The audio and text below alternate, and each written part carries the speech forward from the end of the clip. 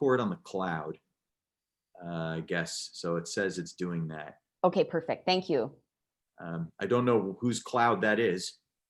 That's a good question. It might be mine. I'll check that at the end. Okay, good, because it wouldn't make sense for my computer. Okay, and then great. Here we are. I could see it. Perfect. Excellent. So this is Hurricane Sandy, which was a major event in New York City. It's really disturbing.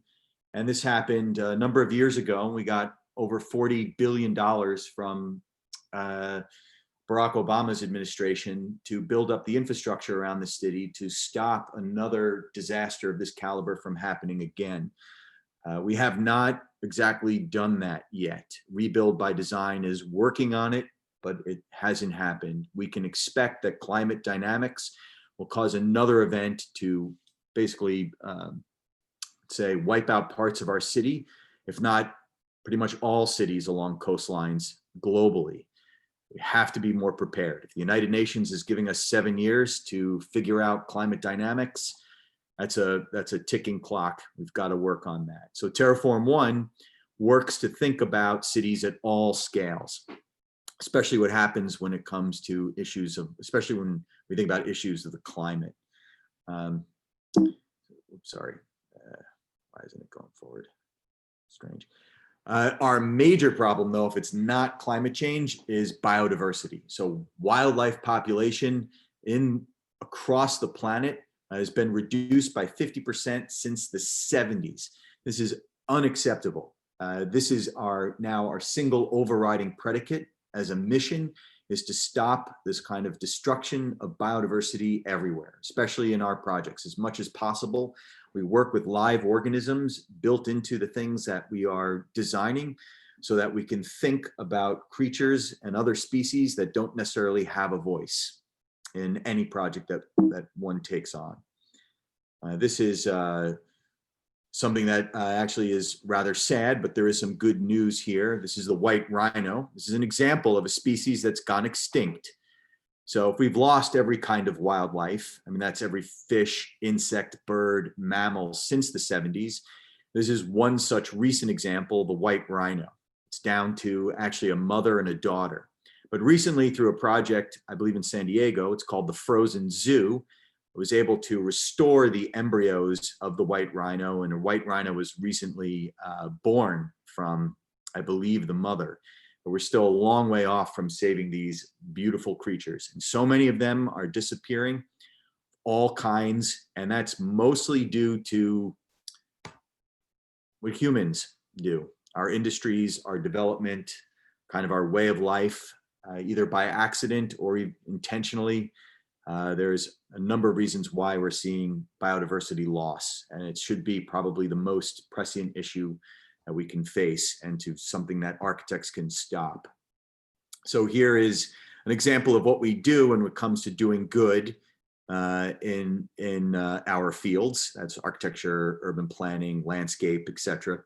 And we look at these kinds of paint by the numbers systems to build up ways of thinking green. And this does match economic and various business models when it comes to developing areas, but things like Active House or BREEAM or Energy Star, LEED, and this is most of them WELL certification.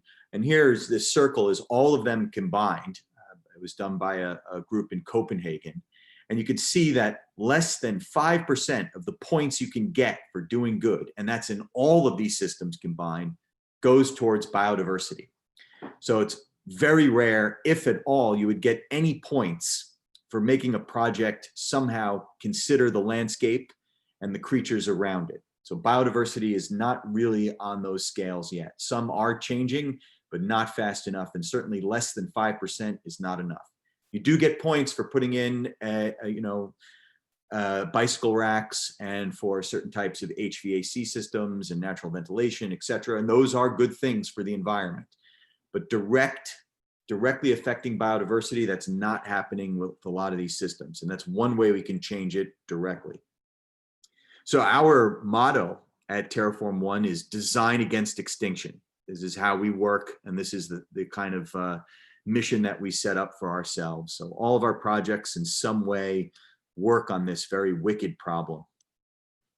Part of that is urban population. And that's more and more people are living in cities. We can expect something like 11 billion of us in the next, by the end of this century. That might change due to COVID. I don't know, I'm not a clairvoyant. And we might not be in cities also due to COVID, but there's still going to be a lot of us, and our activities and our lifestyles, the amount of energy we use, the waste we produce, the things we move in. These are all issues that need to be thought of together holistically. I think that designers, probably one of the most capable groups in civilization that could look at the big picture, that can use the kind of the power of the imagination and create systems, or at least create narratives about systems to stop the destruction of our atmosphere and of our planet. So even those stories themselves and diagramming them out and having strong polemics about how we can create change happens in our field. We do have something to contribute to society, and it's, in my opinion, extremely important. Things like this, meat production is expected to double by halfway through the century. So all those cows, pigs, and chicken that we eat, what are the consequences of that? Can we design around those systems so people just don't start harming the earth and all of those sentient creatures by just eating them? There's got to be better ways. So more vehicles on streets than ever before. There's just more stuff to move around in our cities. That's, you know, e-bikes and scooters, Uber, Lyft, Via, all these different ride share systems, different types of buses, trackless trains, dedicated lanes for moving.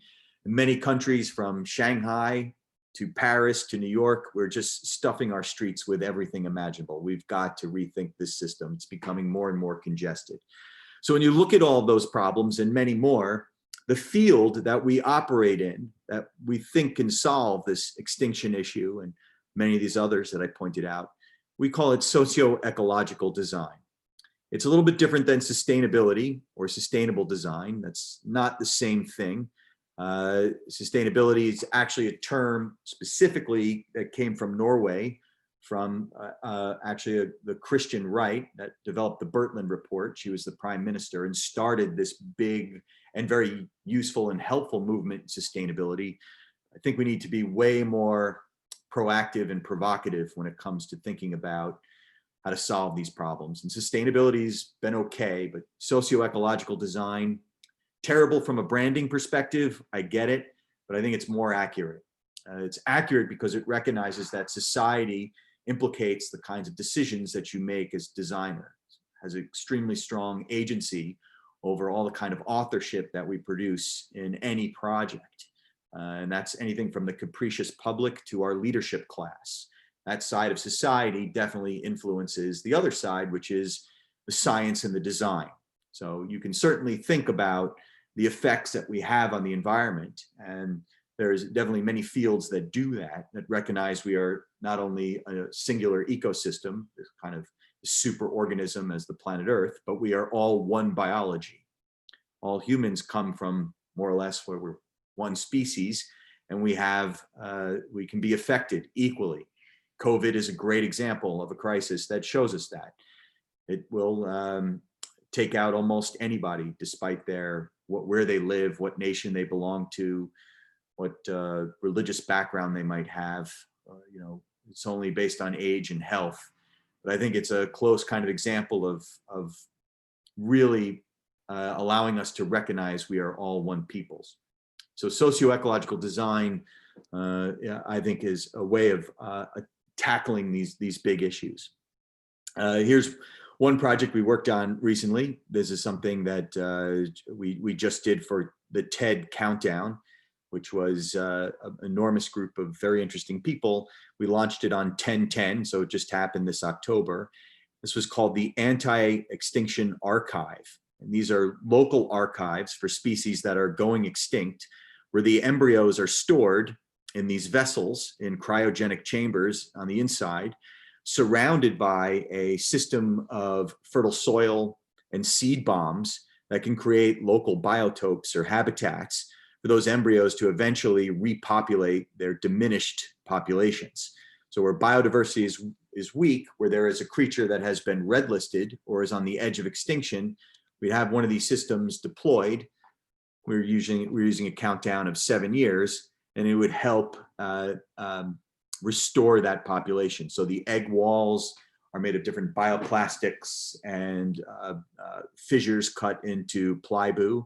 And over 7 years, they decay naturally through sunlight, water, and seasonal changes. And then inside, the soil starts to spread out and create different kinds of pollinators, and other plants are welcome to grow there, including weeds, which is just okay. And actually, the seed bombs are for specific types of plants that would help internally the cryogenic systems, the embryos that are stored, help that species survive. And then they would get released, usually by one local scientist or technician, to release those embryos or eggs or whatever is fertilized inside there and help restart that population. This is one of our anti-extinction archives in situ. Here you can see it from the ferry terminal in the Brooklyn Navy Yard. This is one of our eggs, as we like to call them, the archive eggs, also installed. You can see it's roughly around 15 feet tall, and it contains all the soil and nutrients necessary to restart a rare species. In this case, it's actually a salamander that belongs in that area. This is another view of this particular project. How do we work? How do we come up with these concepts? Well, we work together as a team that includes almost everybody possible. Teachers, musicians, just folks in the neighborhood, and then specialists from biologists to sociologists to people who are experts with insects, politicians. Everyone comes to the table working together to think about the future of our neighborhoods. There is no such thing as a naive question. We actually really want those kinds of questions, and we like folks imagining together. And then afterwards, we sort of codify and reproduce and inscribe those designs into larger projects. But that's how Terreform works. So it's not necessarily always client-driven or consultant-driven. We actually do these things to help and to change our neighborhoods.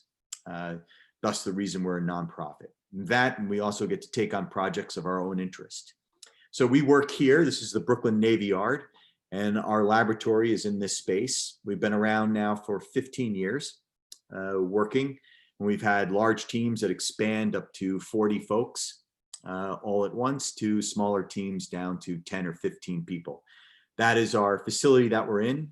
It's called New Lab. So we're surrounded by all these other different companies that surround our office. So it's not just, this is showing you the facility there. It's not just architects and occasionally bringing in some guests, but we have folks who are in robotics, nanotech, furniture design, a lot of farmers, urban farmers that are there, community activists, artists, all kinds of specialists work in this massive laboratory called the New Lab. And we're one of the groups inside there. It's folks doing interaction design. So it's a shared workspace, which is really important. But unlike places like WeWork, where essentially it's just people on laptops running their companies, this is actually about physical making and manufacturing and prototyping. Call it actually productizing and micro manufacturing is the real terms. So underneath this massive umbrella, we have the capability to do anything from water jet cutting to robotic milling, to regular CNC work, to there's small wet laboratories for biology. There's areas to grow and test different types of food products. We even had experimental chefs there, and everyone works underneath this massive roof together, mixing and merging ideas and concepts and companies. It's very similar to where I studied at the MIT Media Lab. The only difference is that at MIT, if you do poorly on a project, you get a bad grade. And that's the point of school. Here, this is the real world. So there is no grades. If you mess up and you do wrong, or you can't make your project go through and you tried really hard, it's very unfortunate, but that means you lose everything. It means you lose the money you invested, the time you put into it, and we're gonna have your spot replaced with someone else. That is the reality. So it means that everyone here is heavily driven, and they're driven to make their projects work. Whether you're just using a desk as a member with a single idea, or you have large teams of 30 or 40 people working on much bigger projects. But everyone here is also trying to help one another. So the synergy is incredible. That's just a shot of our space. It is definitely this kind of Da Vincian or garage-like workshop. The place is always a mess, and we constantly make mistakes at Terreform. We're very good at making mistakes because the things we're doing don't really have a precedent, but we try very hard to see them through. Some of our projects last 7 to 15 years. We're still working on some of them. So even if we do produce failures, it doesn't mean it's finished. Perseverance is really important to solving some of these issues. So here's some of the topics we tackle, like I was showing before, things about mobility in cities, about the stuff that we eat and how we live. So one of the things that I've been doing since MIT, since the Smart Cities group, working on cars, is thinking how we could move in cities. That's more biological, that's greener. So this project is called the Hug and Kiss Lamb Car. And here my thoughts were producing super soft cars that are drive-by-wire and shared. So you don't actually own one, but you hop in, hop off, and they move in intelligent flocks and herds of cars.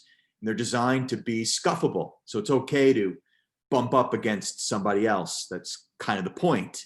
And instead of getting angry when you hit someone, you actually look them in the eye, say ciao, continue on your way. Because the car is designed to occasionally bump, similar to many different organisms that move in schools or flocks or swarms. That's kind of the point. And it doesn't need to move fast either. In fact, 30 miles an hour in New York City is fast. Even in Toronto, 30 miles an hour in an inner city is fast. So you actually want to keep things slow, steady, and smart. And actually you'll get more people to where they need to go on time and do it in a way that's safer. One of the vehicles that we had produced, that was also 12 years of research that came out of these types of intelligent flocks of cars, was called the Heroku. So this is from our MIT group. This is a car that stands up, it's digitally connected, spins on a dime. So you can see the wheels there look very odd because the front and back wheels are both turning. So that means it could change or it can rotate in place, have a new kind of agility when it explores a city. The door actually opens up in the front, so you leave directly onto the sidewalk. It is also a drive-by-wire system. You can drive it by your own sort of controller, or you can allow it to autonomously travel. And then the car also stands up. It's another idea that we had. It stands up so it can reduce its footprint, and you could park something like 300 of these on a New York City block, as opposed to 30 or 40 SUVs. So we're reducing the footprint for storage, which is basically what cars do most of the time. 22 hours out of the day, they're not being driven. They're mostly just staying there. So we actually have them super compact. And then we envision our cities being as super green as possible. And all of these different kinds of characteristics come to fore. And here we're imagining the future of 42nd Street. You can see the Chrysler building in the background. And skinning buildings is everything from vertical farms to planting systems for air quality, to solar cells, to different types of access to geothermal, to off-grid vertical access wind turbines for lighting systems, to trackless trains. Here they're essentially autonomous articulated buses that replace vehicles. And mostly the streets become grand civic spaces for pedestrians, because walkability is the most important thing when we think about the future of our cities. We have a riparian corridor going through the center, welcoming all kinds of aqueous life. Then there's some ideas of a modicum of automation to do maintenance on these different areas, but certainly can be done by regular people.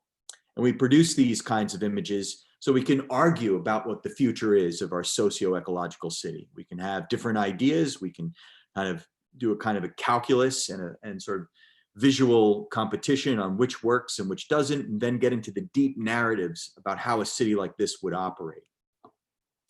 We also work on super small scales. So here we are thinking about maps of the near future, doing analog computation of all the world's cities. So we made all the world's cities and calculated their population growth by using essentially populations of E. coli. And here we're, instead of doing GIS data, which is fine, we used the dilution method, which is a way of producing colonies of E. coli to show growth patterns in cities. So this is actually Istanbul. between the existing conditions and then conditions where you can expect it to grow. We're mapping the population one-to-one between colonies of E. coli that are bioluminescent versus the amount of human population. Now we know it's not supposed to be accurate. It's more of a intense visualization to show the consequences of cities spreading and getting larger when we get to 11 billion humans on this planet. So we used 11 billion different, I guess, colonies of E. coli to show that and show them growing in real time. Here we are experimenting under UV light with our different transgenic E. coli. We modified the E. coli to glow either green or pink to show existing conditions or expanding conditions. We drew streets out of E. coli and different city regions out of E. coli. Then eventually we used CAD files that formed templates on alluvium gel. And we grew the E. coli into those specified geometries and then allowed it to change over time and projected that with USB microscopes and showed 50 of the world's most populous cities expanding and growing on this massive map of one planet. So actually, instead of treating each city individually, we actually want you to see all these cities together growing at once. Those are USB microscopes that are digitally connected to another platform that shows the colonies of E. coli growing. And then on the reverse side of this map, which is based on Buckminster Fuller's Dymaxion map of the world, we have these parametric graphs that show spikes or the shift or change of population over time for each different area. And it looks like Asia is going to have by far the largest increase than any other area. Those dark black areas are going in reverse. That's where actually we're seeing shrinking cities and shrinking regions over time. Other things we do in the kind of digital informatic world here, when I was a Google scholar, is we picture the metabolism of trash in our cities. So this is looking at just sheer compacted waste produced every single day in New York, which is 36,000 tons of trash in New York. What does that look like in a single hour? Essentially this, it's the Statue of Liberty, every hour made out of compacted waste in the city of New York. If you controlled, I guess if you were to keep all the waste in New York and packed it up like that movie WALL-E, the Disney film, you would remake New York City out of just the waste we throw out in about 9 years. Just the same mass of the city itself would be reproduced out of the things that we throw out, both organic and inorganic matter. And that's kind of an issue. So we fight waste problems. Here's one such example that we use to fight it. This is using mealworms, which are fun. There's Amazonian ones and regular mealworms. You can buy them at a pet store to feed your lizard. They're very popular creatures. The great thing about mealworms, and this is a study that came out of Stanford University, is that they eat styrofoam. Styrofoam is a waste material that is really difficult to recycle. It just takes up too much volume, and how do you stop it? One way you can do it is you can get these creatures to absorb it in their bodies naturally. They do that. They eat the styrofoam. They produce something called frass, which moves through their intestinal system and their enzyme tracts. And the frass on the outside, which is essentially mealworm feces, they eat their own feces again, reprocess that styrofoam until eventually it becomes mulch, compostable mulch that can go into your garden and make whatever you would like. Those mealworms eventually then turn into beetles, and they're eaten by all different species of birds. So we produce these hypercubes for the Shenzhen Biennale, where we're just showing examples of mealworms devouring your styrofoam. And now this project we're doing for this difficult community in Camden, New Jersey, that has a massive problem with urban dumping and controlling waste in Camden. Here we're producing these bioinformatic digesters. People can climb up the stairs in the back. They can throw in whatever piece of styrofoam they want, and they can watch the hypercube in the center slowly as those little mealworms devour the styrofoam, which is a lot of fun. It takes about 7 mealworms about a week or so to eat about a cup of styrofoam, and that depends on the density. So that's roughly the speed. It's not fast, but it is efficient, and it definitely is green. Another kind of way we work with living materials is this project. So there's a combination of mycelium, which is the root base of mushrooms, and acetobacter, which is a bacteria express cellulose. Actually, acetobacter was used for clothing by an individual named Suzanne Lee, who would take kombucha tea and she would just let it rot in her bathtub and then make clothing from it. Well, we combined this to make a biopolymer with mycelium and looked at all different things we can create with this material. So here we're making chairs. And for those of you who have anything to do with industrial design, this is the entire history of chair design in one slide. I'm sort of proud of it. But it shows 19th century and earlier chairs, which is bespoke, handcrafted, custom-made artifacts where there was a relationship between the person that made it and the final product. That is really up into the 19th century. Then we have 20th century chairs, Charles and Ray Eames, Walter Gropius, Le Corbusier. These are designed for manufacturability. They're highly modular. They're made out of plastics and metals. They're mass assembled, and you get anything from IKEA chairs, which end up in landfills, to really high-end mid-century modern chairs, which I happen to like myself. That's what we've mostly have today. In the 21st century, we think that architects and designers can grow your own chairs. We can do that with a combination of digital tools and synthetic biology. So this is one chair that we grew. This is one of my daughters, my younger one, Mia, where she's sitting on a chair that we grew in a lab. It's got 21 different molds. It's a combination of acetobacter and mycelium. And the cool thing is that she used this chair in her kindergarten. You can eat the chair, which is something she was very proud to tell her classmates about, which in turn told their parents, who were slightly worried. But you can eat crayons, not a good idea, and glue, not a good idea, and many things in kindergarten, paper, etc. You won't die. But it is organic, and everything in kindergarten is as green and as clean as possible. Here we just want to show that you can actually grow chairs that are 100% fitted into the Earth's metabolism. Then we started growing chairs for adults here at Chaise Lounge, which is made out of a combination of plyboo, and then it's acculturated with reishi that gets put into agricultural waste. So here we have a combination of sawdust and cotton husks, and the reishi is inserted inside there. It's allowed to grow for 7 days. It creates a triply curved, highly controlled, also another parametric surface, mushroom.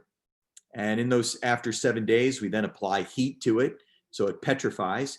These chairs have been around for 8 years, and they're still in use. If a hole gets put in them or they've been damaged in some way, that's totally okay. We regrow a section of your chair because it's just essentially living material that then gets petrified. These chairs we also have been manufacturing at a small scale at Terreform in the Navy Yard. And as a surface, there's so many different things we can do with it architecturally, but here we thought just showing what you can do as a chair was more than enough to give you a tectonic idea of where that can be translated to. Another project we've been working on is called the Fab Tree Hab. And this is using essentially woody plant matter that gets grown into specified geometries so that can be used to make dwellings. So here we are grafting plants into shapes that makes one contiguous vascular system. So these plants grow into a certain shape. The shape is actually controlled by a scaffold, and that scaffold gives you a home that is 100% fitted into the landscape.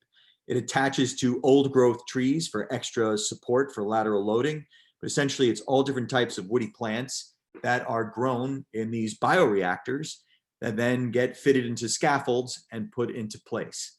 So what are those bioreactors? Well, that's the secret sauce in the system. So here's an expandable one that shows, in this case, it's willows and ficus. What happens there is that plants naturally want to spread out when they hit soil. They move out dendritically to get the most amount of water. It's where you get all those complex root structures from. But if they never find soil, they create a hormonal signature to find one single root tap. They just basically make one long, wet noodle root. And we constantly tease it. So we're not modifying nature, we're teasing nature. We're teasing it with some darkness, or a lot of darkness, and a lot of moisture. And that root works really hard, searching and searching for some kind of soil, which is not going to find until it gets to about 3 meters in length. And then we pull it out of these chambers as a big, long, wet spaghetti noodle. We fold it over our scaffolding, and it takes on that geometry. We tap it into the soil. It lignifies or gets hard. It immediately begins leaf propagation and starts growing into the geometry we want to grow into. And that is something that we've been working on for 15 years. Here's another example of this project, the Fab Tree Hab, showing the interior is like any other interior of a home, but the outside is the outside, welcoming all different types of life on the exterior. It really is very much about biodiversity. We did this model for the MoMA show that happened 10 years ago now. And now the updated version that we're looking at, which is a combination of this, a lightweight and constantly upcyclable aluminum system for support of the structures, then a scaffolding made out of essentially plywood, and then a new combination of what we call willow clustering, where willows that are grouped together, normally grown for biomass, actually very, very popular in Germany. Here they're clustered together and grafted. And they're exposed to one another and they graft together. They form these very dense lattice networks that we use as the exterior skin of the building itself. We can shape it into almost anything we want. So here's a home that we're growing next to Storm King Art Center in upstate New York. Similar climate to Toronto. It's attached to old growth trees for exterior support. And then the willows themselves track this geometry along those scaffolds, and they stay there for basically 50 to 100 years, changing in girth, but if any of them die, which we expect them to do, it's okay. We just replace it with more willows if it's even necessary. This is another view of that home. We use bioplastic for the windows and algae inserted inside there for algae growth. You can see this attaching to the scaffolding system to the existing trees on site, and then the willows forming the skin of the building. It's actually on an old horse farm. So there's 60 acres of horses that will be roaming free, and it's a great kind of thing to see scale. So this Fab Tree Hab that's grown from willow clustering, we think is just going to work. Another architect that does biobotanics uses a similar willow system, but not in clusters. As actually, I was on his committee for his PhD work, is Ferdinand Ludwig, fantastic guy, and he's been doing work with willows that go up 7 to 12 stories. So we're actually standing on our own research, then standing on the research he did, and now doing even more research on top of that to get homes that are controlled both digitally and through different forms and methods of just basically tweaking nature or life. And then just the sort of the last couple of projects I'm going to show you are very much about eating. So here was a client that we had for a long time. It was called Cricket. We had lots of these crickets. The thoughts were, would you eat one of these? The answer for me is not really, or flat out no. But I would eat a flower made from crickets. I think that's okay. Why would I want to do that? Well, it's because we can't eat all those cows, pigs, chicken, and lamb that we eat all the time, and occasionally rabbits and other animals. We need alternate forms of protein besides plants. The United Nations has requested since 2013-14, we get Americans or North Americans, that's everyone here, to eat more insect-based protein, and definitely Europeans. 80% of the world eats bugs. You eat bugs. It's called contaminants. You just didn't know it. So we're looking at a way of creating something that tastes great, that makes sense for the average person, such as Homer Simpson, and saves enormous amount of water. So if you compare cows to crickets, it's 2,000 gallons less water for the same gram of protein. It's also 300 times less greenhouse gas emissions if you eat cricket powder versus cows. It's also amazing when it comes to land use. So here I'm comparing 100 acres of land on both sides. One is rural land for the production of cattle, nothing but cattle, and that's 98% of that land is used for cattle production. And then here on the right side, it's urban land. This is Brooklyn, and those little pink slivers add up to 3 acres of land for the production of meat that you would get from crickets or cricket powder. The same amount of protein can be produced, but you're doing it in an urban space. So you go from pasture to plate a lot quicker. Here we are designing different things. There were some folks in Canada working on projects for growing crickets in different types of architectures. We produced one that looked at the best possible, most beautiful spaces that crickets loved. And I'll tell you why we knew that. And then would basically live there for 6 weeks and die naturally and then get harvested by humans. We worked with Michelin-rated chefs to produce a flour from those crickets, so it would be milled into a fine powder and produce different food substances, such as bagels, bonbons, pasta. The best pasta I've ever had in my life, and I've been all over Italy, has actually been made from cricket flour. So it's got great protein in it. And I didn't mind eating it at all because it didn't taste like, I don't know, hairy legs and strange crunchy wings. It just tasted like pasta. So in each one of these units, you can grow about 300 or so, 320 different crickets. In those 6 weeks, those crickets did not escape. They're model crickets for scale. So they're just out there to let you know what's happening. They get big and fat over time. We feed them really good food, lime rinds, orange peels, apple cores. It changes their gut metabolism. So the flavor of the crickets become juicier for people. And the chefs we were working with wanted that modification in the flour. We have a patent on this system. They grow inside these little bio units, and you can actually adjust them to be almost any length depending on the urban area you're working on. And also could actually be much more simple depending on your space that's available. This one was designed in a much more complex way to deal with solar azimuth angles and wind conditions in the area we were working on in Dry Dock 4. It's naturally ventilated. We get these vibrating columns of air that move throughout the cricket colonies and get pushed out through these wind cowls on the top. And that's what you're seeing here in section. What's great about that is that we know the crickets are loving this project because the males are chirping. It means the males are looking for mates. They're really happy. They've gone beyond survival. They like their conditions in their home. They're eating well, and they're looking to procreate. So they start moving their legs or wings back and forth. It's called stratulation, and they make this chirping-like sound.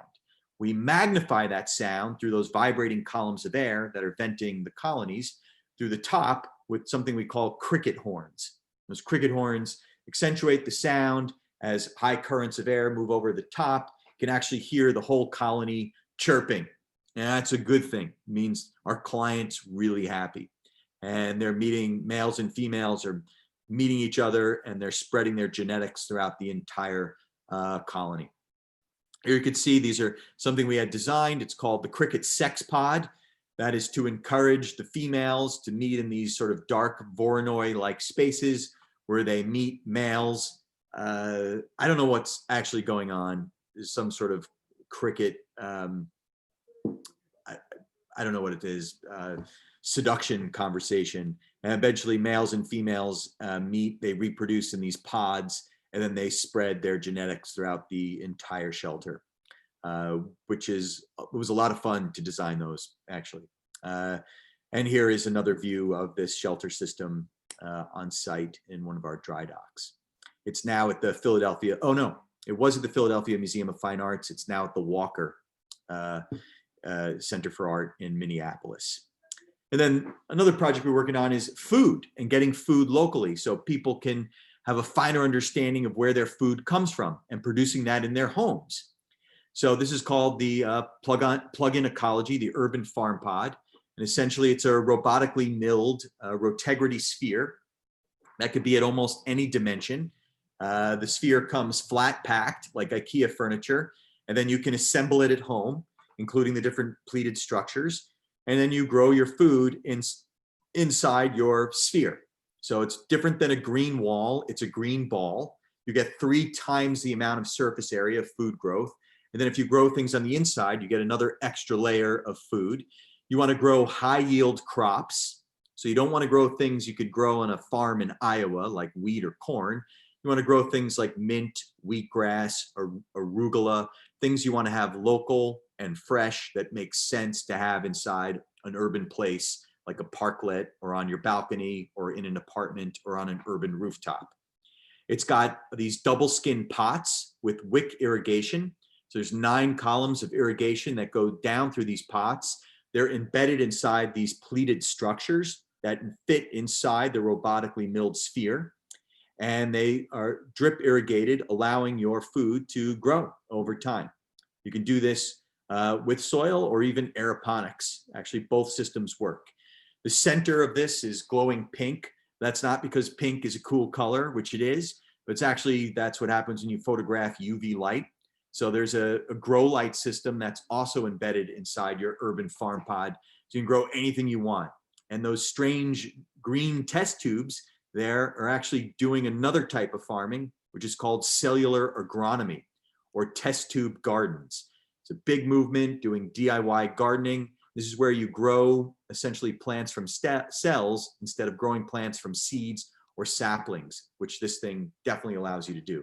It's showing you a view of the inside. You can grow anything you want.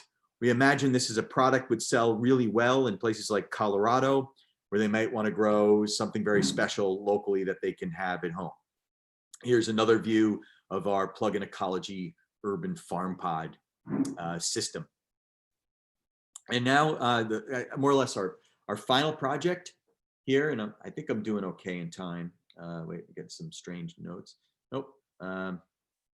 This is a project we were working on that's very special to us. A client came and wanted to take these 2 buildings down in Lolita in New York City and put up a green project. And we said, we're not those kinds of architects. There's lots of architects that can do sustainability work. We're actually really interested in doing things that make a difference. And so we're probably not for you. And they said, no, we want you to make the greenest possible project for this area. What have you got? We said, well, let's design a building that cares more about something else, another species on this planet, other than just humans. And we're going to do that. We're going to do that in a way that will make economic sense. So this is a project called the Monarch Sanctuary. The monarch is a butterfly that is native to New York City. They actually move throughout the Northeast. And you definitely find them in Canada. They come from here in over 4 generations. They go back to Mexico where they breed and then move through the contiguous United States all the way back to New York. They belong here. Unfortunately, we've lost 90 million of these insects. They're red listed by the US Fish and Wildlife Services. They're not endangered just yet. They're certainly not extinct, but they are headed that way. Mostly it's because we destroy their habitat by development. We don't like milkweed, and we remove milkweed everywhere we can. Not us, but many people doing development pretty much from Canada all the way to Mexico. These monarchs need milkweed to lay their eggs. So we built inside the skin of this building a system that looks at their entire life cycle, where they lay their eggs, their caterpillar stage, their chrysalis stage, their adult butterfly stage. It's a porous system so the population can move in and out and rewild most of New York City and fit into parks and distribute more and more of these monarch butterflies. They're absolutely beautiful to look at. I would like my daughters to see them, and I want to do everything we can to save this butterfly, as well as many other types of creatures. We have a patent on a system that is basically a plug-and-play terrarium that fits on the skins of buildings. It makes your building into a double skin facade and takes care of all the nutrient needs and air needs and cycling needs for almost any type of creature. In this case, it's monarch butterflies. Here you can see it on the skin of the building fitting into a diagrid facade. It goes throughout the building up into the rooftop where there's an education center and a pollinator garden, then down through the atrium of that building, not taking up any usable floor space. All of that floor space is rentable. This is just extra area. And then it goes into the back in the courtyard where there's more areas for the butterflies. So essentially you're adding about 3 feet of interstitial space in the facade that's not occupiable for humans. So it does fit to code. It doesn't affect anything in fire. And I'll talk about the materials that we use. And the rest of the building becomes rentable commercial space, except for when you look outside in this building, you see a wonderful garden for butterflies. We got a grant from Intel to look at some specific things about digital butterflies. But here we're producing on these screens the drama of the monarchs writ large in these large OLED billboards. So from far away or across the street, you can say what's going on in that building, and you could see all these butterflies doing their thing, drinking nectar, perching, going into mud baths, or just flying around. And on those screens, we project what's happening. And as you get closer, you get to see the events of the butterflies. So here's an example of a typical interior space inside our monarch sanctuary. And the grant that we got from Intel was to produce artificial butterflies that would be stewards to take care of the real precious living butterflies. Essentially, we made these quadrotors, or a micro drone, that would take different temperature readings, would look at the amount of food that's remaining. They would also do air quality measurements, etc. As they move on the exterior of the facade, these drones would be very useful in service, these artificial butterflies, in service of the living butterflies. So I think there's a great relationship we can see here between very simple automated systems doing all different types of maintenance, while the real butterflies get a chance at life, get a chance to exist. We're also commissioned by the American Museum of Natural History to do their insectarium, which was, I think it's open now. I don't know what the COVID issue is. We're also doing their new extension. I can't show much of that work because we're under non-disclosure, but here's some of the things we did for them that's in their live butterfly exhibit, feeding all different types of butterflies. These are different perch points and areas for feeding them fruit, etc. Essentially, the museum, the top secret there is that butterflies really like Gatorade. Apparently, electrolytes are good for them. I don't know. And they drink from sponges. So these are some of our systems that we had designed as butterfly feeders for the butterflies there in the museum. We use those same feeders inside our buildings system. We work with, like all our other projects, we work with these live organisms at scale. So these are large scale 3D prints made from a rep wrap, and they're printing out different perch points and mud baths and areas of respite for the butterflies. We tested the different geometries, then worked to make these different molds for areas for butterflies for nectar feeding and for hanging out and actually sexual reproduction, and areas for air quality. And we produced these molds made out of a system of medical grade silicone that we poured in bamboo scaffolding over these large scale 3D prints. And from that, we made a special mix with BASF, who is our sponsor, of the greenest possible concrete you can produce. It's called Green Sense. It's impregnated with fly ash, so it sequesters carbon. It will last 300 years. It's structural, it's fireproof, and it's designed for the life cycle of monarch butterflies. Here's one of those particular panels that we had made.